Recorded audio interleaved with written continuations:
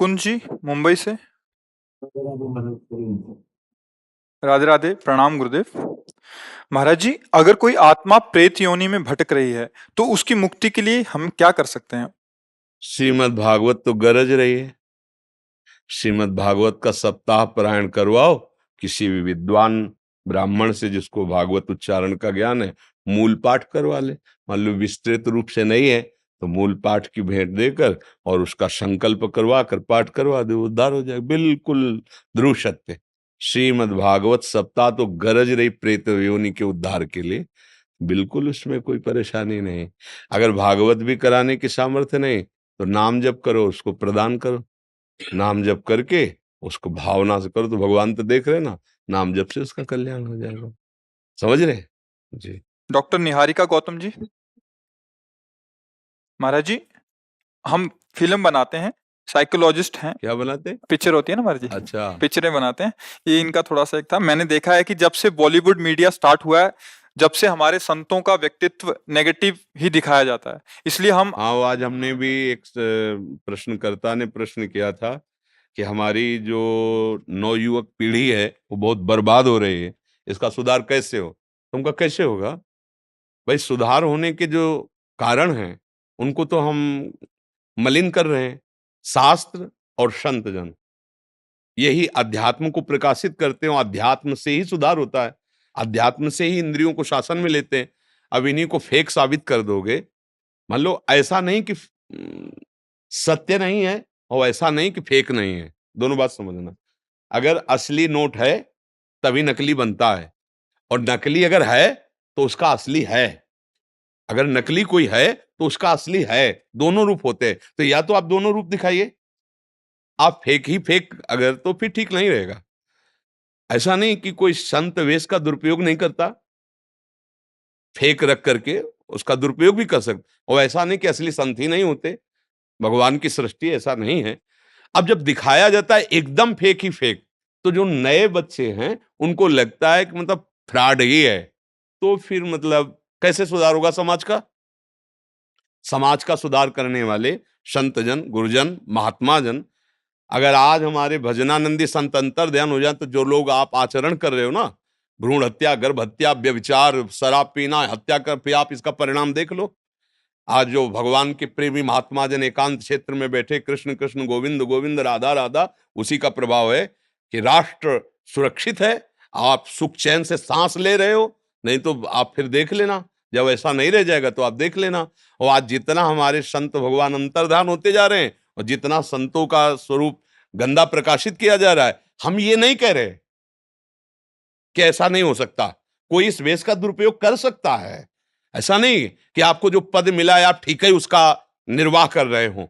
कई हैं, एक ऑफिसर है जो अपने लिए प्राण देश के लिए समर्पित कर देता है अपने, और एक है अपने प्राणों के पोषण के लिए देश को बेचने की भी सोचता है। अलग अलग विचार हैं। तो ऐसा अगर आपको लगता है कि हमें दिखाना चाहिए, तो हमें लगता है पक्ष दोनों दिखाने चाहिए। अगर दोनों पक्ष दिखाएंगे तो समाज उसमें चयन करेगा। अगर एक ही पक्ष दिखाएंगे तो नई पीढ़ी है, फिर आप इसको किससे संभलवाएंगे? आप बताइए। टाकीज में बैठ के संभल पाएंगे, या शराब के ठेके में संभल पाएंगे, या जो नाच गाना होता है शराब पी के, क्या कहते हैं, हाँ वही क्लब लब, इसमें संभलेंगे? संभलेंगे तो साधु समाज संभालेगी। अब संतों को तो हम ये नहीं कह रहे कि आपको नहीं दिखाना है, हम पक्का कहते दिखाइए। आप प्रश्नवाचक चिन्ह खड़ा कीजिए। जब तक सोना कसौटी में नहीं कसा जाता तब तक आभूषण लायक नहीं बनता। आप अपनी कसौटी में कसिए, और जो खरे उतरे तो आप उनको प्रकाशित कीजिए कि साधुता इसे कहते हैं, और आप उनको भी दिखाइए कि असाधुता इसे कहते हैं। कोई बात नहीं, आप दोनों में राइट है, आपका अधिकार है, आप दिखा सकते हैं। ये समाज आप पे बनाना चाहते हैं नहीं, पिक्चर? हम तो पिक्चर लायक है, खुद ही पिक्चर है। तो इसलिए आए कह रहे हैं आपसे नहीं परमिशन लेना कि नहीं आपके नहीं, जीवन हम तो खुद ही पिक्चर है। ये चित्र कब उड़ जाए कुछ पता नहीं है। किडनी फेलियर आदमी बैठे, हम कुछ नहीं है। ये जो कुछ हो रहा है, ये प्रिया जो जगत मंगल के लिए करा रहे, ना हमारा स्वभाव है और ना हमारी सामर्थ्य। दोनों बात समझ लो। हमने हमारे जीवन में स्वभाव ऐसा नहीं रहा कि कोई हमारी तरफ प्रणाम करने आ रहा है और हम उसकी तरफ प्रिय दृष्टि से देखा हो, कभी नहीं। असंग एक भी मित्र पूरे जीवन में नहीं, 13 वर्ष से बाबा जी हैं, आज तक कोई ऐसा नहीं कैसे हमसे आके हाथ मिला दे कि हम आपके पुराने दोस्त हैं, एक भी नहीं। असंग जीवन, कि कोई भी न जान पावे कि हम कुछ हैं, श्री जी का नाम लेकर के उनके लिए जीवन निर्वाह। एक संत ने पूछा था कि आपकी आंतरिक वृत्ति क्या है? तो हम कहा कुत्ते को जैसे ना एक टुकड़ा डालो और डंडा दिखाओ, तो टुकड़ा डाला तो आ जाएगा, डंडा दिखाओगे चला जाएगा। फिर डालो ऐसे, वो फिर आ जाएगा। फिर डंडे से भगा दो, फिर आए। मतलब उसे माना अपमान छू नहीं गया है। ऐसे ही जीवन रहे, कभी कोई हमें जान न पाए कि हम संत हैं, महात्मा है। पर भैया जिनके हैं अब वो करवा रहे हैं। जो ये जैसे प्रचार प्रसार है ना, कहीं कोई हमारा उद्देश्य नहीं है, श्री जी करवा रहे हैं। ये देखो, फूल में जब पराग आ जाता है ना, तो भंवरों के लिए निमंत्रण कार्ड नहीं भेजे जाते, अपने आप आ जाते हैं। ऐसे तुमको फिल्म बनानी नहीं पड़ेगी। तुम सब सहयोग करो इस बात का कि हम जो कह रहे हैं वो तुम चलो, तुम ही हमारी फिल्म होगे। आह, समझ रहे ना? तुम जितने सब हो, ये हमारा जीवन के प्रमाण बनोगे। आज शरीर रहे या ना रहे, तुम प्रमाण रहोगे। हमारी जीवनी कागज में नहीं लिखी जाएगी, हमारी जीवनी तुम्हारे हृदय में लिखी जाएगी कि ये जीवन देखो, हमारे गुरुजी ने जीवन दिया है। ये हमारी जीवनी होगी कि तुम्हें पढ़ना नहीं पड़ेगा, देखना होगा। देखो समाज को देखो, राधा राधा राधा राधा राधा, ये हमारी जीवनी होगी, ये हमारा फिल्म होगा। हमारे फिल्म के किरदार आप सब हो। यदि आप आचरण पवित्र रखोगे, नाम जप करोगे, भगवत मार्ग में चलोगे, तो हमारी फिल्म प्रकाशित हो गई, बन गई। उसको चार लोग देखेंगे, भूल जाएंगे, लेकिन तुम्हारा आचरण तुम्हारे परिवार का उद्धार करेगा, तुम्हारे गांव का उद्धार करेगा। क्योंकि भाग तो हमें लगता है फिल्म बनाने से अच्छा है तुम अपने आचरणों को पावन करो और हमारी आज्ञा पे चलो, ये सबसे बड़ी बात होगी। क्यों सखी? जैसे आपकी इच्छा सर। नीरज मुदगिल जी, प्रियंका मुदगिल जी। महाराज जी, मैं भारतीय वायुसेना में कार्यरत हूँ। महाराज जी, मेरा एक प्रश्न है। गरीब और असहाय लोगों की मदद करते समय कुछ लोग ये कहते हैं कि वे अपने कर्मों का फल भोग रहे हैं और हम उनकी मदद करके प्रभु के विधान में विघ्न डाल रहे हैं। क्या है महाराज जी, सत्य बात है? मूर्खता है, मूर्खता है। प्रभु ने तुम्हें अवसर दिया है, सेवा करके अपना जीवन सुधार लो। आपके पास जो सामग्री है, जो बल है, जो सुख सामग्री है, उसको सार्थक कर लो। ऐसा नहीं कि कोई पानी में गिर के डूब रहा है तो तुम कह दो कि हाँ डूबने दो, नहीं तो भगवान के विधान में बाधा पड़ेगी। कूद पड़ो अपने प्राणों को न्यौछावर करके उसके बचाने के लिए। अगर ये विधान जैसा आप बोले, ऐसे विधान में तो घोर अपराध बन जाएगा। ऐसे माता पिता आगे पड़े पड़े रहने दो, क्योंकि फिर भगवान के विधान में हम बाधा क्यों पहुंचे? ये घोर मूर्खता, घोर मूर्खता है। यही तो मतलब बिना शास्त्र स्वाध्याय के, बिना भजन के बुद्धि थोड़ी पवित्र होती है। ऐसा नहीं है। हम प्राणपन से दूसरे को सुख पहुंचाने की चेष्टा करें, असफल रहे, फिर प्रारब्ध को बोल सकते हैं कि हमने तो पूरा प्रयास किया, किसको बचा ले, हम नहीं बच पाया तो इसके प्रारब्ध में था, भगवान का विधान था। पर जो हमारा प्रयत्न हुआ वो हमारे मंगल के लिए निश्चित हो गया है। वो हमारे हमको बचा लेगा, वो हमारा मंगल कर देगा। ये बिल्कुल मूर्खता की बात है, बिल्कुल मूर्खता कि इसमें 1% भी विचारणीय विषय नहीं, पूरी मूर्खता की बात है। फिर तुम्हारे ऊपर कौन कृपा करेगा? तुम्हारे ऊपर फिर तुम भी तो अपने कर्मों का भोग भोगोगे। फिर न प्रभु देखेगा और न कोई विधान देखेगा। फिर ये बहुत मूर्खता की बात है। ऐसा नहीं। मन वचन कर्म से परहित सरिस धर्म नहीं भाई, पर पीड़ा सम नहीं अगमाई। दूसरे को हित करने के बराबर कोई बड़ा धर्म नहीं है। कोई भूखा है, कोई प्यासा है, कोई बीमार है, ऐसी परिस्थिति है। यही ऐसी परिस्थिति वाले हैं जो है ना, जैसे एक्सीडेंट हुआ, कोई रोड में तड़प रहा है, और तुम्हारा जब अगली बार होगा तो तुम भी तड़पोगे, कोई पानी देने वाला नहीं मिलेगा, क्योंकि तुम ऐसे विचार वाले हो। ऐसा नहीं। गाड़ी रोकिए, हो सके तुरंत उनको गोद में उठाइए, अस्पताल ले जाइए, पैसा लगाइए। वो भगवान देख रहा है, वो जब हिसाब देगा ना, तो आप वास्तविक धनी हो जाओगे, वास्तविक आनंद। ये नहीं देखना कि मैं इस पर पैसा क्यों लगाऊं। जैसे मेरा भाई हो, अगर वो दशा जो प्राप्त है सामने वाले की, मेरा भाई होता, मेरा बेटा होता, मेरे बहनोई होते, मेरा रिश्तेदार होता, तो हम क्या करते? कूद पड़ते। ऐसे ही कूद पड़ना चाहिए। जो होगा वो बाद में देखेंगे, पहले गोद में लेके इसको दुख निवारण के लिए हम, वो पुलिस हमें करेगी क्या, ये हमें कुछ नहीं सोचना। हम बिल्कुल धर्म में ये विचार नहीं होता। ये स्वार्थ बुद्धि वालों का उपदेश है, इसलिए ऐसे विचारों का त्याग कर देना चाहिए, सुनना ही नहीं चाहिए। मूढ़ लोग हैं, जैसे किसी को भूत चढ़ जाए ना, कुछ भी बोलता है, ऐसे ही भूत चढ़ा हुआ वचन है। जी। योगेश यादव जी, मेरठ से। श्री राधा। गुरुदेव, आपके चरणों में कोटि कोटि प्रणाम। गुरुजी, मैं खेती का काम करता हूँ, मेरे कारण मुझसे बहुत से कीड़े मर जाते हैं और कुछ ऐसी दवाइयां भी लगानी पड़ती हैं जिससे उन्हें मारना भी पड़ता है। मुझे बहुत दुख होता है। सब बोलते हैं अगर दवाइयां नहीं लगाएंगे तो फसल अच्छी कैसे होगी हाँ, महाराज ठीक जी। बात है। पर जो अतिथि सेवा और साधु सेवा और अन्य जीवों की सेवा बनती है ना, उससे उसके सारे दोष नष्ट हो जाते हैं। जैसे आपके घर में कोई साधु आ गया, कोई अतिथि आ गया, आप उसको भोजन पवाते हैं।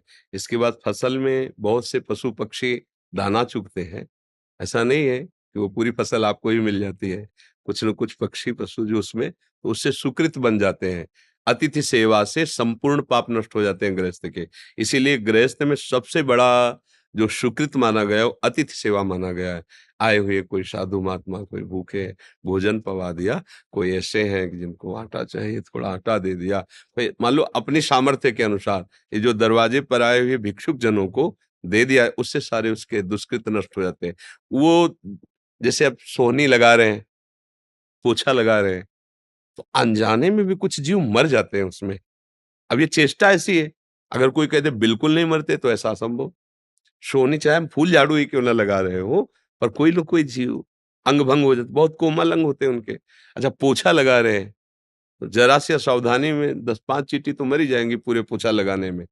अब ये गृह सेवाएं हैं।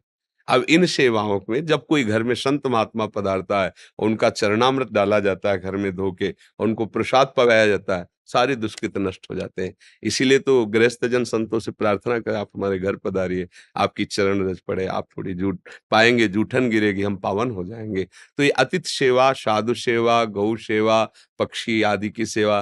पहले घर में जब रोटी बनती थी ना, तो उसमें से पहली रोटी गाय को निकाली जाती थी। ये बचपन में हमने देखा। फिर इसके बाद जो है एक रोटी के टुकड़े करके छत में फेंक दिए जाते थे, कौवा चिड़िया आज पाएंगी। फिर घर के बाहर निकल करके पिताश्री ऐसे देखते थे कोई साधु महात्मा को ऐसे पाने नहीं, तो फिर लौट के आके प्रसाद पाते थे।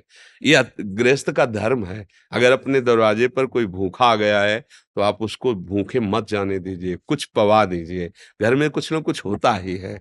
अगर नहीं है तो 10 मिनट प्रार्थना करके उनको रोकिए, 2 रोटी बनाइए, सारे दुष्कृत नष्ट हो जाएंगे।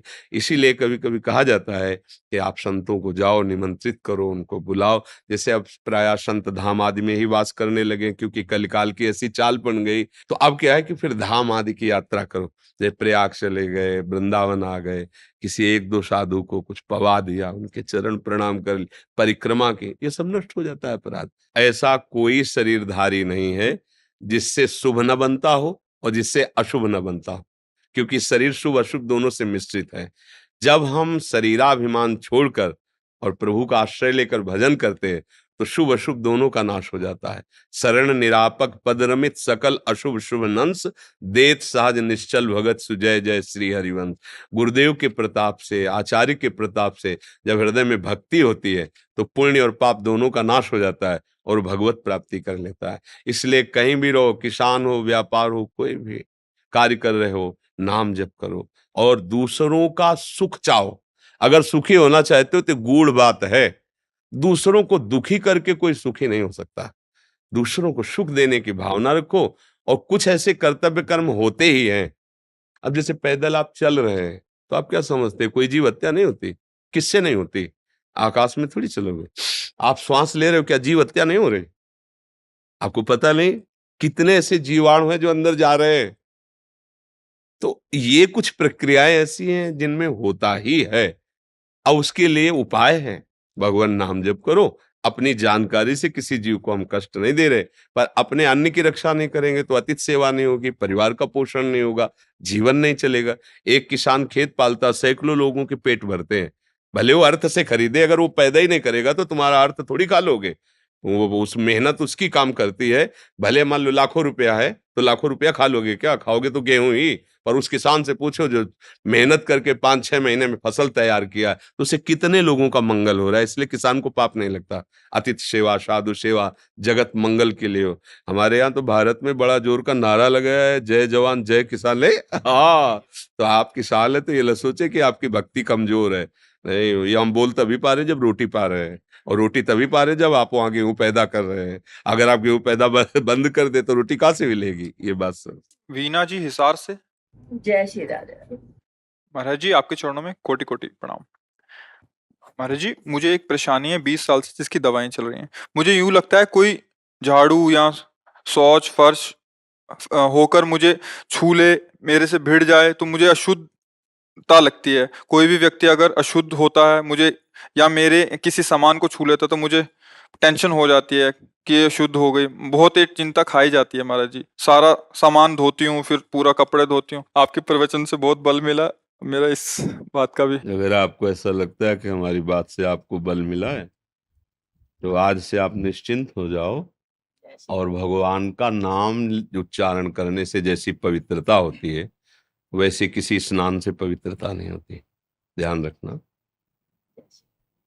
श्लोक है, अपवित्रः पवित्रो वा सर्वावस्थांगतो विवह यह स्मरेत पुंडरीकाक्षम सवाहे अभ्यंतरः शुचि। वेद का, शास्त्रों का श्लोक है कि जब हम बोलते हैं राधा कृष्ण, तो हम बाहर और भीतर दोनों जगह से पवित्र हो गए। कपड़े ज्यादा ये सब, ये बुद्धि है, बहुत फंसाती है माया में। अच्छा, रेशमी कपड़े में अंदर में प्लास्टिक की थैली में मल भर के दें तो आपको बोध क्या होगा कि आप बहुत बढ़िया पवित्र हो? लगेगा नहीं, है तो मलाई इसमें, तो इस पे घृणा क्यों नहीं होती? ये भी तो मलाई भरा है, यहाँ क्या भरा है? अभी ज्ञान नहीं हुआ है। हाँ, थोड़ी दिनचर्या में पवित्रता का इसलिए हम अनुष्ठान करते हैं कि हमारा मन प्रभु में लग जाए, पर दूसरों में घृणा पैदा हो, ऐसी पवित्रता किस बात की? पवित्रता का फल तो ये होगा कि सब में हम अपने प्रभु को देखने लगे। पर ये कौन सी पवित्रता है जिसमें हम दूसरे से कपड़ा छू जाए? तुम सोहनी छू जाने की, सोहनी झाड़ू अपवित्र चीज थोड़ी होती है। सोहनी तो छाती से लगा के हम प्रणाम करते हैं कि वो जगह को पावन करती है जहां प्रभु पधारते हैं।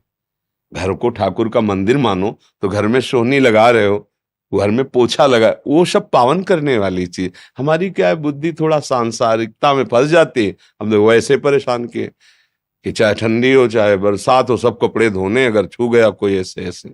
ये सब मायाकृत बुद्धि है माता, इसका त्याग करो। जब तुम्हें ऐसा लगे मैं अपवित्र हूं तो जोर से बोलो जय जय श्री राधे, उसी समय पवित्र हो गए। शास्त्र प्रमाणित, ऐसा नहीं कि मनमानी करे भाई, तो शास्त्र प्रमाणित होना चाहिए ना। तो कह रहे अरविंदाक्ष प्रभु का भी नाम अरविंदाक्ष प्रियाजू भी, कमल नयन प्रियाजू भी है। अगर एक बार बोला राधा राधा कृष्ण कृष्ण, आप पवित्र हो गए, परम पवित्र, भीतर से भी और बाहर से भी। जल आदि में जो पवित्रता है, मिट्टी आदि में जो पवित्रता है, वो भगवान के द्वारा दी हुई है, लेकिन नाम में स्वाभाविक पवित्रता है। अहोवत सुपचतो गरीयान यज्जिभ्याग्ये वर्तते नाम तुभ्यम। बहुत गंदा आचरण वाला है। अब उसमें तो जो भाव बनता है उसमें लिखा है कि कुत्ते का मांस खाने वाला चांडाल। अहोवत सुपचतो गरीयान, वो बहुत बड़ा श्रेष्ठ माना जाएगा जब उसकी जिह्वा के अग्रभाग में भगवान का नाम होगा। अगर वो हर समय जपता है भगवान नाम, तो गरीयान, वो बड़ा श्रेष्ठ प्रणाम योग्य है। ऐसा भगवान ने दिखा भी दिया। राजसु यज्ञ में स्वपक्ष की पूजा करवा के वो भक्ति में मस्त। तो मुझे लगता है सच्ची पवित्रता तो भगवत भाव है, और वो है नहीं। दूसरों में हम अपवित्र भाव देखते हैं, तो मुझे लगता है अभी ठीक नहीं है, इसको हटा देना चाहिए। और राधा नाम पर विश्वास करो, प्रभु के नाम पर विश्वास करो, शौच आदि जाओ तो पवित्र हो जाओ। इसके बाद कोई छू गया तो ये भाव नहीं रखना कि मैं पवित्र हो गया। नाम उच्चारण कर रहे हैं, हम कैसे अपवित्र हो सकते हैं? अच्छा, हम ये देखते हैं कि आदमी अपवित्र है, जब हम ये देखते हैं कि इस मंदिर में भगवान बैठे तो हम परम पवित्र हो गए, भगवान ने मुझे छू लिया, मेरे भगवान सब में बैठे, कोई परेशानी नहीं। अपवित्रता और पवित्रता ये भी एक मानसिकता है। थोड़े दिन इसको निर्वाह करो, ये मानसिकता ठीक हो जाएगी। पवित्रता का सही फल है कि शरीर से संबंध हट जाए, सब में भगवत भाव दिखाई देने लगे, निरंतर नाम जप होने। ये कोई खास बात नहीं, थोड़ा आगे बढ़ने की जरूरत है। अब इसमें मानसिकता मत लगाओ, नहीं बुढ़ापा है नहा नहा के परेशान हो जाओगे। मन है, बुद्धि है, बहुत परेशान कर देता है। चतुर्वेदी जी, श्री राधे। महाराज जी, मैं एक आयुर्वेदिक चिकित्सक अधिकारी हूँ भरतपुर में। महाराज जी, मेरा एक प्रश्न है। कर्म मार्ग, भक्ति और ज्ञान मार्ग में विरोधाभास देखा जाता है, परंतु किस मार्ग में चलने से? किसने कहा? किसने कहा? विरोधाभास कहाँ है? विरोधाभास तो संसार में, परमार्थ में तो विरोध शब्द है ही नहीं। ज्ञान, भक्ति और कर्म, ये तो एक ही बात को कहा जा रहा है अनेक शब्दों में। देखो तुम्हें हम बताते हैं, हमें बताना विरोधाभास कहाँ है। जब हम परमार्थ में चलने की बात सोचते हैं तो सबसे पहले हमें सत और असत का ज्ञान करना होता है। हमें क्या त्यागना है और क्या स्वीकार करना है, समझ रहे ना? इसे शास्त्रीय ज्ञान कहते हैं, इसे वैराग्य भी कहते हैं। जब हम सत को जाना तो असत का त्याग किया। अब जिस सत को जाना, अब उस सत से हमें प्यार करना है, तन्मय होना है, उसमें स्थित होना है, उसी को भक्ति कहते हैं, उसी की उपासना करते हैं। उपासना वाणी से होती है, शरीर की चेष्टाओं से होती है, मन के संकल्प से होती है। अब जब उपासना करके सत वस्तु में हमारी स्थिति हो गई, तब हम ब्रह्म स्वरूप हो गए। ब्रह्मविद ब्रह्मैव भवति। भक्त स्वरूप में माया, ब्रह्म ये सब भूल गया, एक रहे हो नंदलाल। एक ही रहा, उधर ब्रह्म रहा, इधर ठाकुर जी के स्वरूप में हमने स्वीकार किया, तो माया नहीं, ब्रह्म नहीं, नहीं जीव नहीं काल, अपनी सुधि नारे एक रहे हो नंदलाल।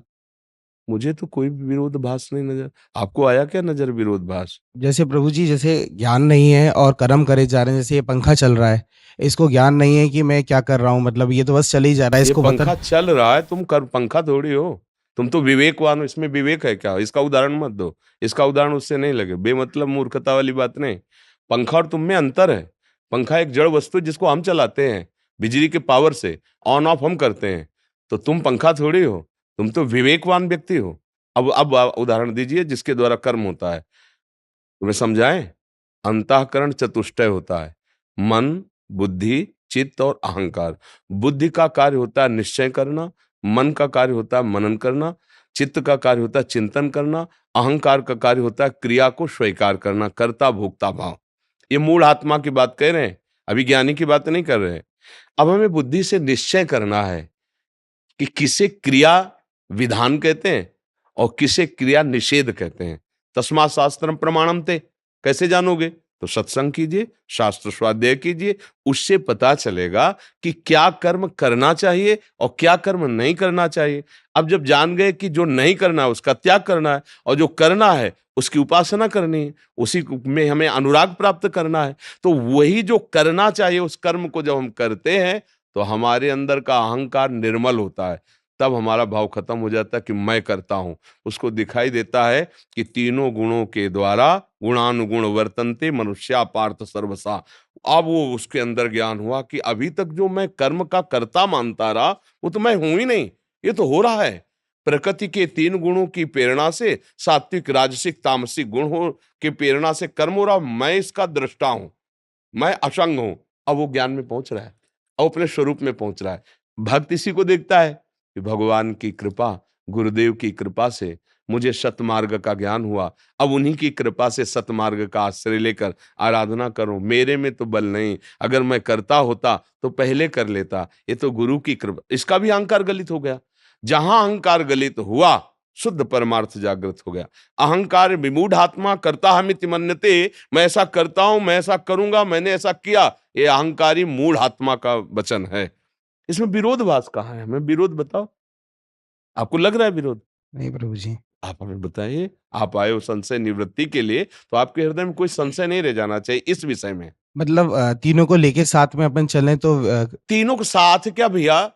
जब हम आंख खोलते हैं, कुछ दृश्य देखते हैं, तो हमें एक एक आंख को थोड़ी आदेश देना पड़ता है। वो एक ही लक्ष्य होता है। लक्ष्य की तरफ चलो तो असत का त्याग, त्याग में जो अनुराग है, जिसे सत जाना, उसकी उपासना, तीनों बात एक ही तो है ना, अलग कहाँ है? अब उसे अलग अलग करके जो वर्णन किया जाता है वो बुद्धि का केवल खेल होता है।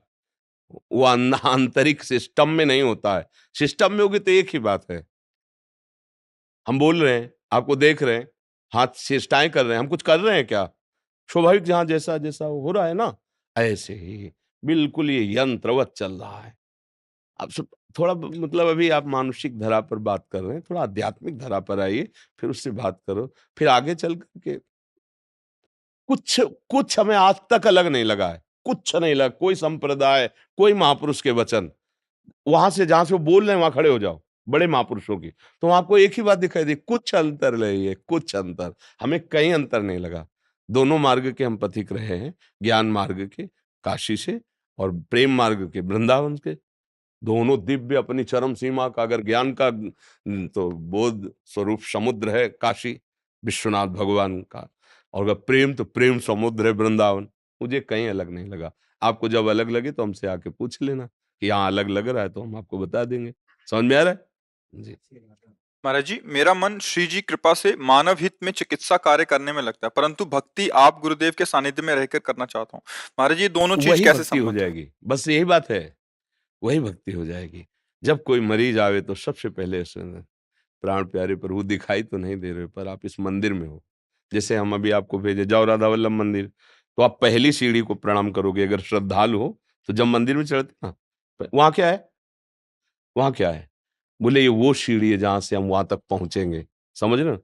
व्यक्ति का शरीर आया तुम्हारे सामने, वो सीढ़ी है जिसके हृदय मंदिर में भगवान विराजमान। अंदर से हाथ भले न जोड़ो, अंदर से। हाँ, बोलिए क्या बात? आपको प्रभु नहीं कहना है? हाँ, ये दवा लीजिए, ये ले। जितना आपको ज्ञान आयुर्वेद का मिला है, उसके अनुसार उसका स्वास्थ्य ठीक हो और अधिक से अधिक उसे सुख पहुँचे और उचित जो अर्थव्यवस्था, उससे उचित, ये आपकी भगवत सेवा हो जाएगी। ये आराधना बन जाएगी। मंदिर में बैठ के आराधना करना, वो भी एक आराधना है। और सब मंदिरों में बैठे भगवान की आराधना करना, तुम्हें तो बहुत बढ़िया अवसर मिला है।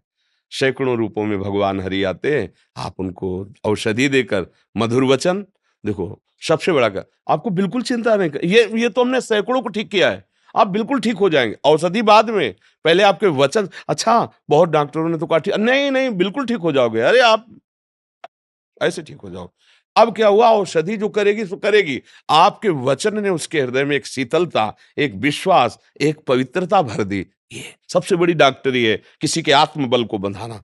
हाँ, नहीं नहीं बिल्कुल कोई खास बात नहीं, ठीक हो जाओगे आप। हाँ, थोड़ा परहेज कीजिए, थोड़ा औषधि लीजिए, ऐसा आप विशेष इसका चिंतन मत कीजिए। आप ऐसे एक मधुर वाणी, उससे उसके जो अंदर बैठा हुआ भगवान है ना, वो देख रहा है, आप उसको लक्ष्य करके बात कर, हाँ ठीक है, आप तो सदैव ठीक ही हो प्रभु, ये शरीर कभी ठीक होगा ही नहीं, ये शरीर कभी ठीक नहीं होगा, कभी नहीं होगा, मरेगा। इसका क्रम है, रोज को रोज बिगड़ता ही जाता है। नहीं, बाल्यावस्था से देखो अभी तक बिगड़ ही रहा है, बिगड़ता चला जा रहा है, आगे और बिगड़ जाएगा और परिणाम इसका होगा कि एकदम छिन्न भिन्न हो जाएगा। पांचों तत्व तो अपने अपने में मिल जाएंगे, जल, अग्नि, वायु, आकाश, पृथ्वी, सब अपने अपने मिल गए, और जो अविनाशी जीवात्मा है वो दूसरे शरीर में चला गया।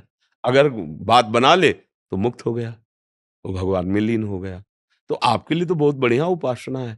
अच्छा, जब मरीज नहीं आ रहे तो नाम जप कर रहे हैं, मरीज आए भगवान आए, कहना नहीं, ये व्यक्त नहीं किया जाता, वैसे ही बात करो जैसे बात करना है अपने स्वरूप में। वहां ठीक है, ऐसा ऐसा ऐसा कि एक आदमी 18 साल से डायलिसिस करा रहा था, वो बस ये सोच रहा था कब मरूं कब मरूं, और जब उसको हमारी बात सुनने को मिली ना तो आया, रो पड़ा, बोले अब मुझे कोई परवाह नहीं है, कोई परवाह नहीं, मेरी किडनी फेल है, डायलिसिस, अब मुझे कोई, क्या हुआ, क्या कोई औषधि मिल गई क्या? नहीं, वचन, वचन, अरे इनको डायलिसिस होता है, इनकी किडनी फेल, ये इतने स्वस्थ रहते हैं, मुझे भी प्रसन्न रहे। देखो स्वस्थता का तुम्हें रहस्य बताएं, दोनों किडनी खराब है, भारी कष्ट रहता है, लेकिन हम कभी कष्ट में नहीं रहते। हम श्री जी के चिंतन में, श्री जी के चरणों के आश्रय में और उनके बल से प्रसन्न रहे, तो आप देखो, आपको लग रहा है हम डायलिसिस में हैं? कल डायलिसिस हुआ था। डायलिसिस के बाद जो कष्ट होता है वो वही जानता है जिसको डायलिसिस होता है। पूरी रात तड़पते रहते हैं, मतलब पानी पीना भी आंतों को बर्दाश्त नहीं होता जिस दिन डायलिसिस होता है। ऐसे अभी कुछ खाए पिए नहीं, सुबह से चल रहे, 1:30 बजे से दिनचर्या चल रही, कद दो पौने 2 घंटे सत्संग, ये सब, और अभी कब कितने लोग हमें पता नहीं, जितने होंगे सबको प्रसन्न करना, सबको संतुष्ट करना है, प्रश्न उत्तर करना है। इसके बाद 9:30 बजे के बाद यहाँ जाए, बीच में कुछ खाना पीना नहीं, वहां जाएंगे, जो पाया सो फिर पढ़े, जहाँ लेटो तो फिर कष्ट। अगर इसको हम अभी चिंतन करें ना तो अभी सैया पे मिलेंगे, है? तो हम कई बार कह चुके, किडनी भी सोचती बुरी जगह फंस गई होगा। इसलिए मस्त रहना सीखो, हम भगवान के अंश है, अविनाशी अंश है। हाँ, शरीर को लेकर के तो फिर कभी कोई सुखी हो ही नहीं पाया, और प्रभु को लेकर कभी कोई दुखी नहीं हुआ। अविनाशी के बच्चा है, अविनाशी के पास जाना है, क्या फर्क पड़ता है जी? राजा प्रेम प्रकाशी जी, जयपुर से। राधे राधे श्री हरि। शेरविंश महाराज जी। महाराज जी, माता पिता की सेवा करने के बाद भी अगर अनुकूल व्यवहार नहीं हो तो पुत्र का क्या किसका कर्तव्य होना किसका? चाहिए? माता पिता का ना, हाँ, हम तो कई बार कहा है, सेवक को चाहिए कि स्वामी के व्यवहार से सेवा नहीं होती। स्वामी क्या व्यवहार कर रहा है हमें उससे नहीं लेना। हमारा क्या कर्तव्य स्वामी के प्रति बस इतना ध्यान रखना है। हमसे सेवा में चूक यही हो जाती है कि हम अपने सेव्य से अपनी अनुकूलता चाहते हैं कि वो दुलार करके बोले वाह बेटा तेरे जैसा बेटा तो भारत में नहीं है। चाहते ना? अब वो जब गाली देंगे, आप उनके कपड़े धो रहे हो, आप सेवा कर रहे हो, वो आपको गाली देंगे, आपके प्रतिकूल व्यवहार करेंगे। जो सेवा नहीं कर रहा हो सकता है उसका पक्ष ले लें और आपका विरोध करें, फिर आप सेवा करो, तो आपकी बात बन गई। देखो सेवा धर्म कठोर है। सेवा धर्म सेवक सुख चाहे और मान भिखारी, बोले बिल्कुल गलत बात है। व्यसनी धन और शुभगति व्यभिचारी, बोले बिल्कुल गलत बात है। हम सेवक हैं। आप क्या व्यवहार करते थे माँ के साथ जब आप छोटे थे और हक देते थे, लघुशंका कर देते थे? कभी माँ ने शिकायत की क्या आप जवान अब हुए कि तुमने बच्चा बहुत सताया बचपन में? हम नए कपड़े पहनकर कहीं जाना चाहते तुम लघुशंका कर देते थे, शौच कर देते, कभी नहीं कहा। आज अब अवसर आपका है, आप भी कुछ मत कहो। वो कैसी भी परिस्थिति में आपके सामने हो, गाली दें, अपमान करें, कुछ भी कहें, हाथ जोड़ करके अंदर से भगवान से मनाओ कि मुझे सामर्थ्य दो कि मैं सेवा निर्दोष कर पाऊँ। नहीं तो हम सुबह से शाम तक तुम्हारी सेवा करें, छोटे वाले को सब देने के लिए तैयार हो और हमको देख लो तुम। ये हम ऐसा नहीं, बहुत सावधान होकर भगवत भाव से करो, इसीलिए सेवा थोड़ा कठिन होती है। सेव्य अनुकूल रहे, फिर सेवा हो, बढ़िया है। लेकिन सेव्य प्रतिकूल हो, फिर सेवा हो, तो जगत पर विजय प्राप्त कर लोगे। ये बात ध्यान रखना है। इसीलिए सेवक सुख चाहे, निषेध किया गया। तभी उन्होंने पूछा सेवा में क्या दोष हो सकता है? स्वसुख वांछा। हमारी वांछा है ना, 4 लोग पड़ोसी व्यवहार करें ठीक। जब आप उनकी सेवा करके निकलेंगे और उनके पास कोई बैठेगा तो आपकी निंदा करेंगे। ऐसा नाटक कर रहा है सेवा का। ऐसे शब्द बोलेंगे कि आपको लगे कभी इनके पास नहीं जाऊंगा। नहीं नहीं नहीं, समय से सेवा, उनके कपड़े धोना है, उनको व्यवस्था करनी, जो समय चुपचाप श्री विग्रह ठाकुर जी का आप सेवा करते हैं, वो कुछ कहते तो है नहीं ना, कुछ नहीं कहते ना, आप सेवा करते हो ठीक है, लेकिन गुरु जी अब इनकी सेवा करके दिखाओ। बात समझ रहे हैं? इसीलिए ठाकुर जी की सेवा से भी बढ़कर गुरु जी की सेवा कही गई। सेवा करोगे, इसके बाद अगर जरा भी अभिमान दिखाई देगा सेवा का, तो डांट लगा के तुम्हारे अपमान करके तुम्हारी वो वृत्ति हटा देंगे अहंकार। यार मतलब पूरा जीवन दे दिया इनको, दूसरे आते फट से माला पहना देते, रात दिन इनकी सेवा में लगे, एक बार प्रेम से भी नहीं देखते। चलो यार मतलब कुछ नहीं। अहंकार जो है जानते हो जिससे जितना प्यार किया जाता है वो बाहरी व्यवहार नहीं किया जाता है। जैसे मतलब ये लोग हैं, हमने कभी माला नहीं पहना है, कभी नहीं से ये ले क्यों? जैसे हम अपने को अपने हाथ से माला पहनाएँगे, अपने लिए थोड़ी, ये अपने हो गए, ये हमारी आत्मा है, ये हमारे प्राण है। अब जैसे आप आए हो, आपकी आकांक्षा है, अब हम माला देंगे तो आपको लगे महाराज जी हमें बहुत प्यार करते हैं। किस लिए दिया? जैसे लोग कहते हैं विशेष को क्यों देते हो? क्योंकि विशेष हजारों को सँभाल रहा है। तुम अपनी केवल वासना की पूर्ति कर रहे हो और वो हजारों को संभालने के पद में, और वो अगर धार्मिक हो गया तो हजारों को बचा लेंगे हम। हमें जरूरत है तुम्हारी अनुकूलता की। क्या अनुकूलता? तो हमारे धर्म को समझो। हमारे धर्म से जब चलोगे तो हमारे असहाय जो जन हैं उनका तुम सहयोग करोगे, तुम्हें हम सम्मान देंगे कि हमारी बात समझ जाओ, तो तुम्हारा मंगल हो जाएगा और हमारा देश सुखी हो जाएगा। एक एक पद अधिकारी अपने अपने पद का ठीक से सदुपयोग करे तो हमारा पूरा देश मंगलमय हो जाएगा। सब अपने अपने अधिकार का ठीक से निर्णय करें। तो जैसे कोई कोई प्रश्न कर देते हैं कि उनको तो माला चुनरी पहना दी क्योंकि वो विशेष है, इसीलिए पहना दिया कि अगर वो धर्म से युक्त हो जाएंगे तो मतलब एक बड़ा पदाधिकारी है और वो हजारों को, अगर वो धर्म से चलेगा, उसको ये बात आ गई कि अधर्म से चलने पर पतन हो जाएगा, अब वो धर्म से, अब धर्म जो है वो सबको सुखी, उसको भी सुखी कर देगा और हमारी समाज को भी सुखी कर देगा। अपनापन जो प्यार होता है वो एक आंतरिक वृत्ति होती है। माता पिता जब कटु वचन बोलते हैं सेवा के बाद, और उन्हीं को आप तुरंत किसी से सूचना भेजो कि वो अभी जा रहे थे ना, उनका एक्सीडेंट, फिर उनकी हालत देख लो आप। फिर उनकी उसी समय जो तुम्हें गाली दे रहे थे, जो तुम्हें अपमान, उसी समय उनके अंदर कितना प्यार है आपके प्रति, वो एकदम एकदम आप देखोगे कि अरे हम तो जान ही नहीं पा रहे थे इतना प्यार कर रहे हैं। बहुत समल सेवा भाव में भगवान बुद्धि ऐसी कर देते हैं सामने से कि लगता है कि सेवा क्या, इनके नजदीक भी मत जाओ, व्यवहार उनसे ऐसा करवा देंगे। इसलिए बहुत सावधान हो और यही आपके मंगल का विधान हो जाएगा। कर्नल संजय कुमार सिंह जी, राधे राधे महाराज जी, आपके चरणों में कोटि कोटि प्रणाम। महाराज जी, ब्रह्मांड की उत्पत्ति में और मनुष्य के जन्म और वापस ईश्वर में विलय का उद्देश्य क्या है? खेल, सहज शब्द में खेल, शास्त्रीय शब्द में इच्छा, एकोहम बहुश्यामा। उस परमात्मा के हृदय में उपनिषद कहते हैं एकोहम बहुश्यामा, मैं बहुत हो जाऊं, क्योंकि खेल अकेले नहीं होता। एकाकी न रमते, एक में रमण नहीं होता, दूसरा कोई है नहीं। तो आप अपने आप से अपने आप को बहुत रूपों में विस्तार करके और दो प्रकार के खेल खेल रहे हैं।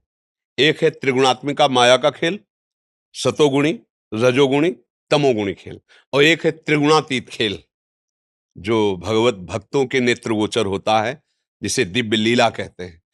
अब इस खेल में सबसे बड़ा जादू ये हुआ, इस खेल में पहुंचते ही अपने स्वरूप का विस्मरण हो गया, अपने स्वरूप का विस्मरण हो गया, क्योंकि भगवान की इच्छा ही माया है।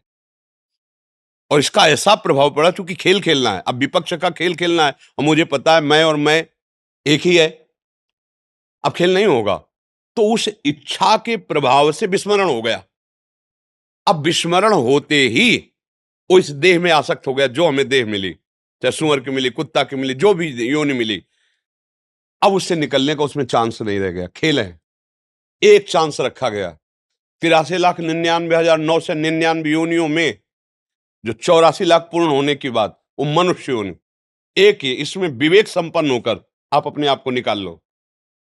अब वो देह भाव ऐसा पुष्ट हो गया कि जहां देह हुआ तो अंदर ही इसको ज्ञान था, जब मां के गर्भ में था। भगवान कपिल देव जी ने वर्णन किया है भागवत में, एक बार मुझे जाने दो, अब मैं अपने को मुक्त करूंगा, मैं ऐसे दुख को नहीं झेल पाऊंगा, हे नाथ एक बार करुणा करो। बाहर हुआ तो कहां कहां कहां, बोले बच्चा हुआ है, आनंद मनाओ। वो रो रहा है कि वो दिव्य ज्ञान कहां गया, वो तेज कहां गया जो मैंने गर्भ में देखा था। भूमि परत भा ढाबर पानी, तिम जीवहि माया लपटानी। एक पॉइंट था जिससे हम निकल सकते थे, इस खेल से विजयी हो सकते थे। मनुष्य शरीर में आकर हम आसक्त हो गए। अब अपने को कर्ता और भोक्ता मान करके नाना प्रकार के मना कष्टान इंद्रियाणी प्रकृति स्थान कर सती, फिर उसी इच्छा में फंस गए। मनुष्य शरीर धारण करके प्रकृति की भोगने की फिर उसी इच्छा में फंस गए। अब लौटना है हमें, अगर खेल से उब गए हों तो हमें लौटना है। क्या अब लौटना कैसे हो सकता है? इस नाटक मंच पर तुम्हें जो रोल दिया गया है, बिल्कुल ईमानदारी से उस रोल को निभाइए और ये ध्यान कीजिए कि तुम सिर्फ नाटक कर रहे हो, तुम सत्य में वो नहीं हो जो नाटक कर रहे हो, नहीं हो। तुम पिछले में ऐसे नहीं थे, आगे में ऐसे नहीं रहोगे। वर्तमान में जो दिखाई दे रहे हो ये एक केवल झलक मात्र है। ना ये शरीर पूर्व में था, ना ये बाद में रहेगा, भविष्य में नहीं रहेगा। लेकिन तुम पूर्व में भी थे, वर्तमान में भी हो और भविष्य में भी हो। तो तुम कौन हो और ये शरीर कौन हो, इसका दोनों का विभाग। ये मायाकृत शरीर हमको जन्म लेते ही आसक्त कर लिया, मैं। अब हम सत्संग के द्वारा प्राप्त विवेक से इसको हटाते हैं, और जे ही हटाए तो सत्संग जो प्राप्त होता है संतों से, गुरुजनों से, शास्त्र से, गुरुवाणी से प्राप्त होता है। गुरुवाणी अर्थात भगवान के वचन, क्योंकि संतों में जो अवतरित होता है वचन, वो भगवान की ही जुठंत होती है, भगवान के वचन होते हैं। तो भगवान ने ही जनाया ना, किसको जनाया? आपको। क्या कि तुम कौन हो? तो क्या जान गए? तो जानत तुम्हें हो जाई, समझ गए ना? सोई जानई जेहि देहु जनाई, तो जानत तुम्हें हो। नारद जी ने भक्ति सूत्र में लिखा, तस्मिन तज्जने भेदा अभावात। प्रभु और प्रभु की भक्ति करने वाले भक्त में अभेद हो जाता है, क्योंकि वो अभेद था ही। ब्रह्म सूत्रों में ब्रह्मविद ब्रह्म ही भवति, जो ब्रह्म को जान लेता है वो क्या हो जाता है? ब्रह्म हो जाता है। ब्रह्म हो क्या जाता है? वो तो था, है, रहेगा, वो अविनाशी का स्वरूप है। जहां वो अविनाशी भागवत स्वरूप को प्राप्त हुआ, खत्म ये खेल। अब मिट गया। ये खेल है, सिर्फ खेल, गेम है, गेम, बड़ा खतरनाक गेम। एक ही पॉइंट है, निकल सकते हो, केवल मनुष्य शरीर, वो उसमें भी राग रहित होकर के, क्योंकि द्वेष की सत्ता नहीं, राग से ही होता है। जिससे हमारी प्रियता होती है उसी से नफरत हो सकती है, जिससे प्रियता नहीं उससे नफरत हो ही नहीं सकती। अनुकूलता में प्रियता है और प्रतिकूलता में हमारी नफरत प्रकट हो जाती है। तो अनुकूलता को राग कहते, प्रतिकूलता को द्वेष कहते। इन्हीं दोनों के भावों से पूरे संसार का चिंतन निरंतर चलता रहता है। हृदय में देख लो, कोई विषय, कोई व्यक्ति, कोई स्थान, कोई बात जो अनुकूल है उसका चिंतन और शांत भाव करने के लिए इन दोनों का त्याग करना होगा। जहां दोनों का त्याग किया और अपने स्वरूप में आया तो उसे कहते जीवन मुक्त हो गया। जीवन मुक्त क्या हो गया? जो पकड़े था वो छूट गया, खत्म खेल। अब वो अपने स्वरूप में आ गया। एक उपनिषद का महावाक्य है, चारों उपनिषद के 4 महावाक्यों का, तत् त्वम असि, तत् त्वम असि, तुम वही हो, उपनिषद का महावाक्य। अब जब ये अनुभव हो गया तुम वही, तो खेल खत्म हो गया ना। एक शीशा के महल में आप खड़े हो तो आप जिधर देखोगे आप ही आप नजर आओगे ना। यह है ज्ञान। और भक्ति क्या करता है? अपने को भुला देता है, प्रभु की स्मृति में मगन हो, तो जिधर देखता है उसे प्रभु नजर आते हैं। दोनों का काम एक ही होता है। ज्ञान क्या करता है? तू को भुला देता है, मैं में स्थित हो जाता है, अहम ब्रह्मास्मि। भक्ति क्या करता है? मैं को भुला देता है, तू में स्थित हो जाता है। तू मेरा प्राण, तू मेरा जीवन, तू मेरा प्रीतम। ब्रह्म नहीं, माया नहीं, नहीं जीव नहीं काल, अपनी शुद्ध नारी एक रहे नंदलाल। एकमात्र श्याम सुंदर, एकमात्र जित देखो तित। आ गई स्थिति, एक में आ गई ना। अनेक में खेल है और एक में खेल समाप्त है। अगर खेल में तुम राजी हो तो भोगो, अगर खेल समाप्त करना चाहते हो तो एक में आ जाओ। वो एक है, एको ब्रह्म हो, द्वितीयो नास्ति, दूसरा है ही नहीं। ईशावास्यमिदं सर्वम यत्किंचित् जगत्याम जगत, जितना तुम जगत देख रहे हो वो केवल ईश्वर ही है। यही तुम अनुभव कर लो, जीवन मुक्त हो जाओगे।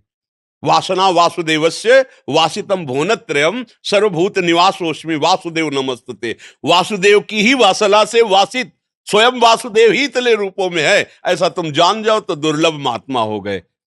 बहुनाम जन्मनावंते ज्ञानवान माम प्रपद्यते वासुदेवा सर्वमित समात्मा सुदुर्लभा। सब जगह वही, तो यहां कौन है?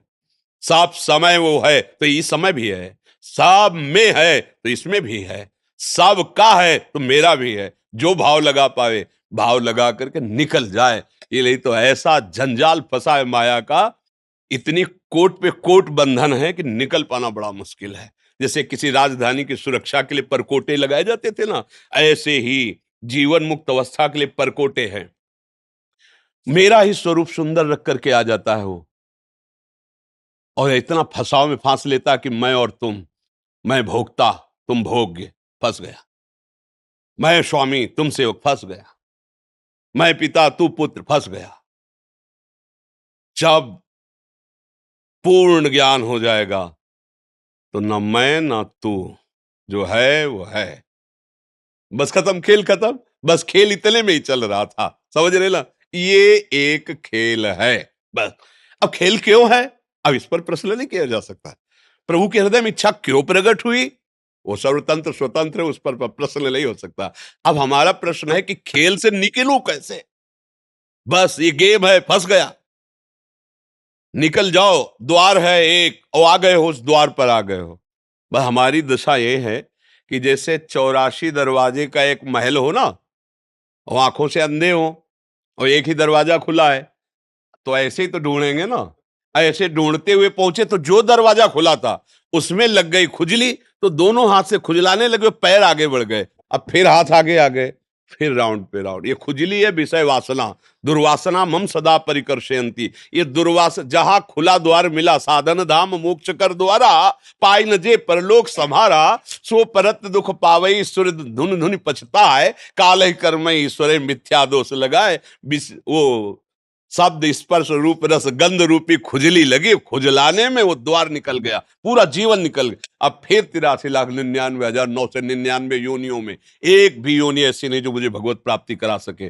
फिर समय बर्बाद हुआ, फिर जब मिला तब फिर पता नहीं वो खुजली रहेगी कि नहीं रहेगी। अब खुजली मिटाने का समय आ गया है। अगर संत संग मिले, शास्त्र स्वाध्याय मिले, नाम जपने में रुचि लगे तो जान ले मेरा अंतिम जन्म है, क्योंकि भगवान ने अगर कृपा न की होती, जैसे हनुमान जी महाराज को देखकर विभीषण जी कह रहे अब मोहि भाव भरोस हनुमंता, बिनु हरि कृपा मिले नहीं संता। प्रभु ने कृपा की तभी हमें संत संग मिला। तो जो आपका प्रश्न है वो संत संग किए हो ये प्रमाण देता है। तो अब इसको उज्जवल बना लो, प्रकाशित कर लो अपने आप को। बिल्कुल जो अधिकार मिला है, जो पद मिला है, जो सेवा मिली, उसे पूजा मान लो और वो भगवान को समर्पित करते हुए हमारी देशभक्ति, जनभक्ति, एक कुत्ते की पूजा से भगवान मिल जाएंगे।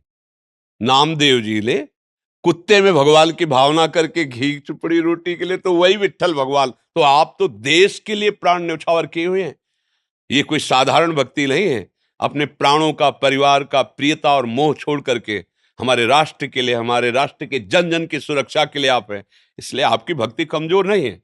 बस नाम जब करते उसे भगवत समर्पित कर दे, यही आपकी भगवत प्राप्ति का हेतु हो जाएगा। यही जैसे बहुत सुंदर आपको स्वांग मिला और कर दिए तो डायरेक्टर आपकी पीठ ठोकेगा और आपके मनोचित। तो हमारे जो डॉक्टर जगन नाटक वैभवा गोपाल शास्त्र नाम में भगवान का, ये उन्हीं का है। वो पीठ ठोक देंगे, आओ अब तुम्हें हम जीवन मुक्त करते हैं और अपने समीप रख लेंगे।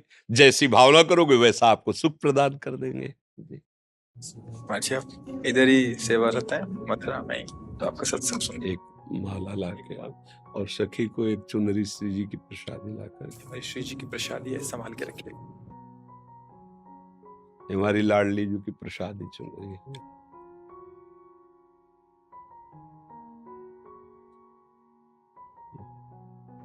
सौभाग्य है महाराज जी के आपको दर्शन बहुत धन्य हो गया जीवन में। नीलेश जी महाराष्ट्र से।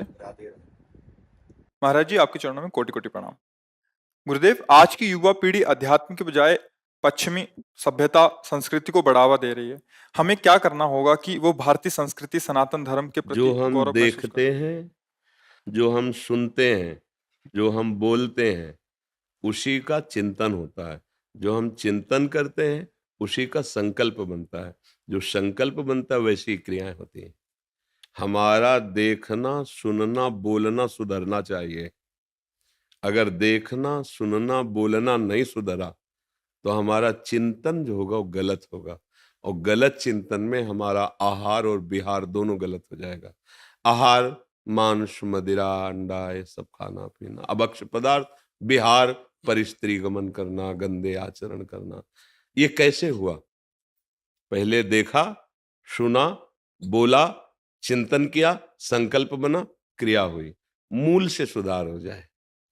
हम गंदी बातें देखें ना, गंदी बातें सुने ना, गंदी बातें बोले ना, तो हमारा चिंतन शास्त्र सम्मत होने लगे तो संकल्प अच्छी क्रियाओं का बनेगा। अब गलत संकल्प बन रहा है और कलयुग भगवान की कृपा से वैसे ही सहयोग मिलता चला जा रहा है। ये दोस्ती करना कोई निषेध नहीं है, लेकिन दोस्ती को व्यभिचार रूप दे देना, गंदा आचरण रूप दे देना, ये तो कहीं हमने आज तक नहीं पढ़ा कि एक दोस्त दूसरे के जीवन का नाश करे। हम कह रहे कि बच्चे बच्चियां परस्पर दोस्ती करें, कोई निषेध नहीं है। एक स्कूल में जब पढ़ते तो बच्चियां भी पढ़ती थी, बच्चे भाई बहन की तरह खेलते कूदते, स्कूल गए, पढ़ा लिखा, घर आ गए। आज का क्या चरित्र हो रहा है? देखना, सुनना, बोलना बिगड़ गया हमारा। हम बाहर का दृश्य देखने लगे, धर्म विरुद्ध आचरण।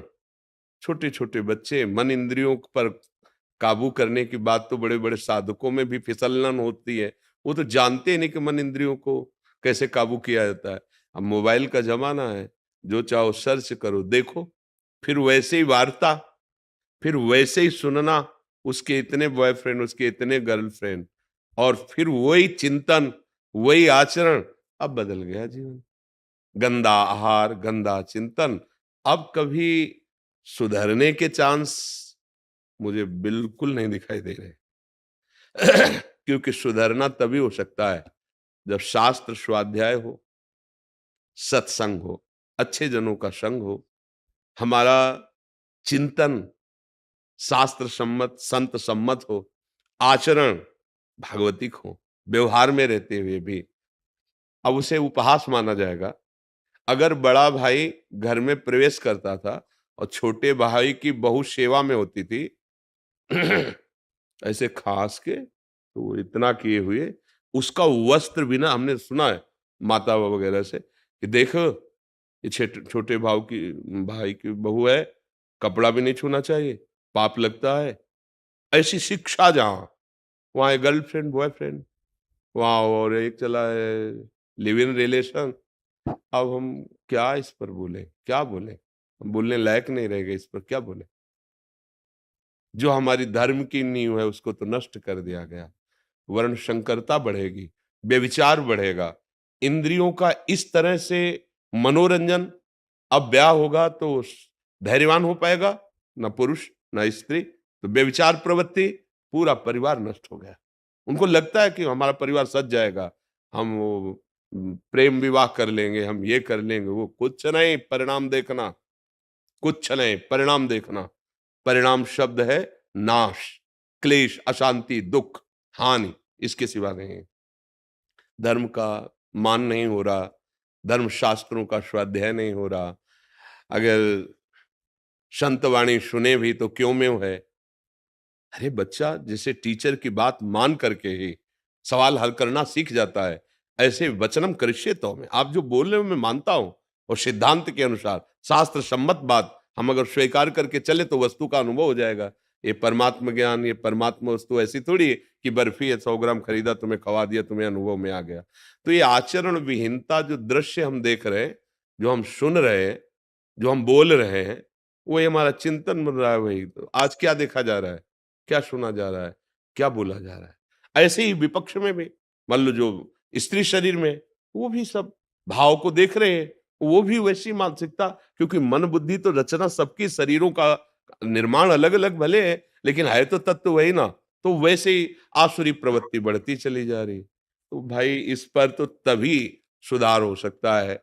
काफी ऐसे नवयुवक भाई हैं जो सुधरना चाह रहे हैं और सुधर रहे हैं। अगर वो संत वाणी सुने, शास्त्रों का स्वाध्याय करें, थोड़ा संयम नियम से चले, तो सुधार हो सकता है, अन्यथा नहीं हो सकता, नहीं हो पाएगा। अब आज शराब तो एक ऐसे घर घर चल पड़ी है। हमारे समय में गांव में अगर कोई एक शराब पीता था तो 50 लोग उसकी निंदा है, अरे शराब पीता है। अब घर घर में पिता पुत्र गिलास लड़ा के पी रहे, तो रोके कौन? अच्छा, शराब का मतलब है बुद्धि को मलिन कर देना, बुद्धि का मलिन हो जाना। सब कोई जानता है, ऐसा नहीं कि ना जानता हो। आप ठीक से ड्राइविंग नहीं कर सकते, आप घर में ठीक से व्यवहार नहीं कर सकते, आप ठीक निर्णय नहीं कर सकते, आपकी बुद्धि ऐसी हो जाती है। हमने तो मार्ग में देखा है, कई बार उदाहरण होता है कि एक नाली थी परिक्रमा मार्ग, तो वो बार बार ऐसे सोच रहा था, तो खड़े होकर लगा कि मतलब कोई जीव जंतु रहे क्या, सांप वगैरह। तो फिर वो देखा, बार बार टांग ऐसे उठाता, छोटी सी नाली, और उसे लांघने की कोशिश करता, नहीं उसी में गिर गया। तब पता चला शराब पी है, इसलिए ऐसी हालत है। तो क्या वो आपको सुख पहुंचाएगी? इसके बाद जो हमारा निर्णय बुद्धि का मलिन निर्णय होता है, ये बड़े बड़े हिंसा, बड़े बड़े व्यभिचार, ये सब ये तभी रुक सकते हैं जब धर्म से चला जाए। और आज धर्म का नाश करने वाली बातें हैं, धर्म पे चलने वाली बातें नहीं। नहीं, अगर हम अपना संभलें तो हम दूसरे को क्या संभाल सकते हैं? तो ये संभलना तभी हो सकता है जब हमें पता चले गलती को गलती माने तब। हम गलती को गलती नहीं मान रहे ना, गलती को मनोरंजन मान रहे हैं। आज के बच्चे कहते हैं हम स्वतंत्र हैं, बच्चे बच्चियां, हम जो चाहेंगे करेंगे, तो मम्मी पापा हो बस ठीक है, इतना ठीक है, अब हम अपनी जिंदगी देख लेंगे। और फिर जब जिंदगी ऐसे गर्त में फंसती है जहां फोन से भी नहीं कह सकते, ऐसे गर्त में फंसती है कि बस उनको भी एक ही रास्ता, विनाश, दूसरा कोई रास्ता नहीं रहता। इसलिए बहुत प्रार्थना है, मतलब आप नवयुवक हैं, ऐसी हमारी समाज सुरक्षा के लिए प्रश्न करते हैं, धन्यवाद है। पर हम खुद अब सुधरें और 4 जनों को सुधारने की भावना रखें।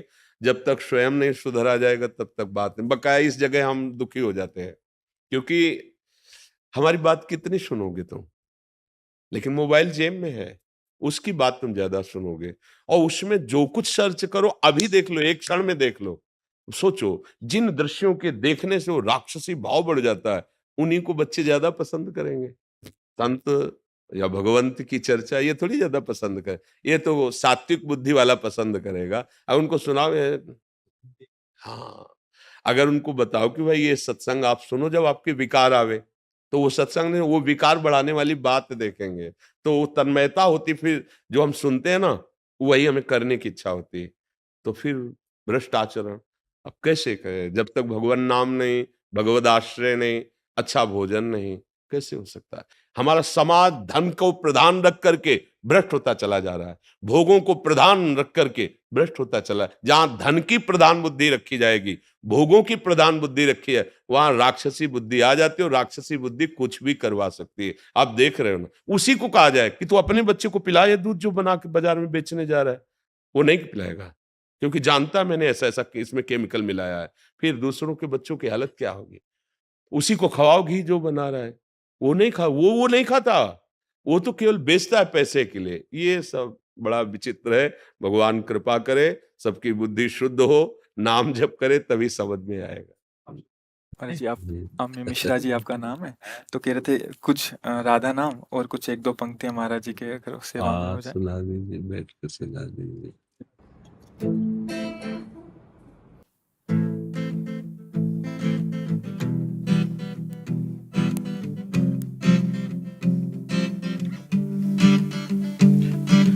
अंत में एक दिन रैन बसेरा उठ जाएगा साधु रे, बड़े जहाज भी तिनके जैसे डूबे पल में साधु रे, जितना भी है पास समय तू राम नाम भज साधु रे, बड़े भागमान उस तन मिलता व्यर्थ गवाना साधु रे, राधा राधा भज साधु रे, राधा राधा भज साधु रे, बड़े भागमान उस तन मिलता व्यर्थ गवाना साधु रे, राधा राधा भज साधु रे, राधा राधा भज साधु रे, बड़े भागमान उस तन मिलता व्यर्थ गवाना साधु रे, साधु रे, बड़े भागमान उस तन मिलता व्यर्थ गवाना साधु रे।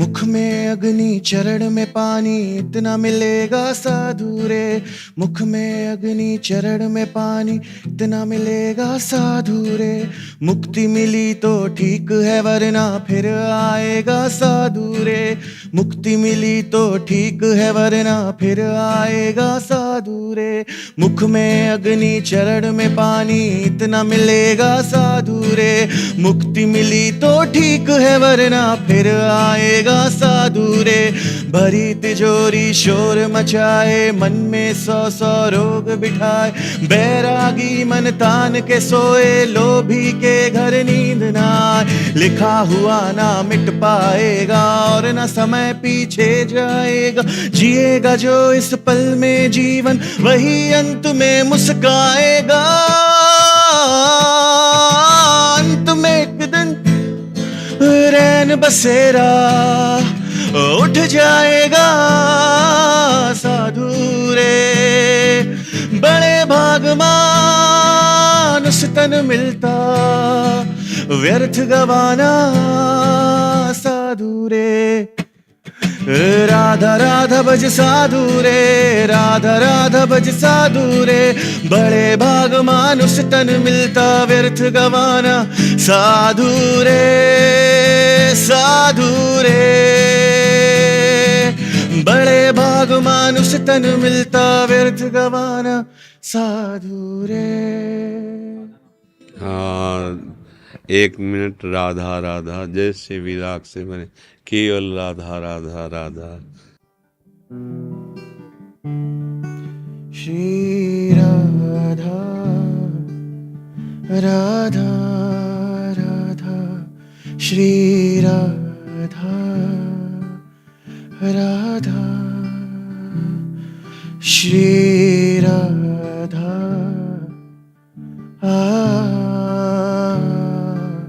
श्री राधा राधा राधा राधा राधा राधा राधा राधा राधा राधा राधा राधा राधा राधा, श्री राधा राधा राधा, श्री राधा राधा राधा, श्री राधा राधा राधा, राधा राधा राधा राधा, श्री राधा राधा, श्री राधा राधा, श्री राधा, श्री राधा, श्री राधा, श्री राधा।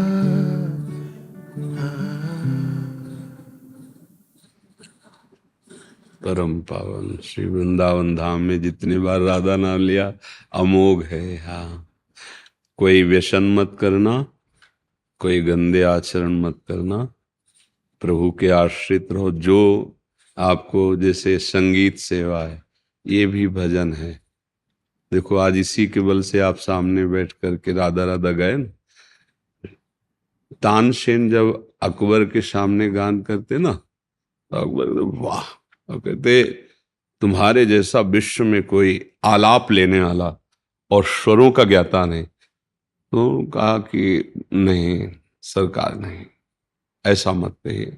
अभी आपने सुना नहीं, हमारे गुरुदेव श्री स्वामी हरिदास जी हैं, उनके मैं तुच्छ सेवक हूं। तो उनका बुलाओ सभा में, बोले नहीं। वो आप बादशाह मुल्क के हैं, लेकिन अनंत मुल्कों के बादशाह के वो सामने गाते हैं, बिहारी जी महाराज के सामने। बोले और बोले हम सुनने के इच्छुक हैं। बोले बादशाह के रूप में नहीं, आप साधारण वेश में चले और छुप के सुने, फिर आप। तो स्वामी जी महाराज बिहारी जी को जब भाव से गान, ऐसा लगता अमृत की वर्षा हो रही, प्रेमामृत वर्ष। तो उसको रहा नहीं गया। अकबर ने कहा वाह वाह वाह, ऐसा अद्भुत आनंद। स्वामी जी एकदम तानसेन से इशारे से पूछा कि वाह वाह तो बिहारी जी बोलते हैं, आज इधर से कौन आवाज आई? तो उनका क्षमा हो, अकबर सम्राट आए हैं, सामने आए चरणों में। तो उनका जो आज पद गाया हमारी वाणी में न लिखा जाए, क्योंकि हम केवल बिहारी जी को सुनाते हैं।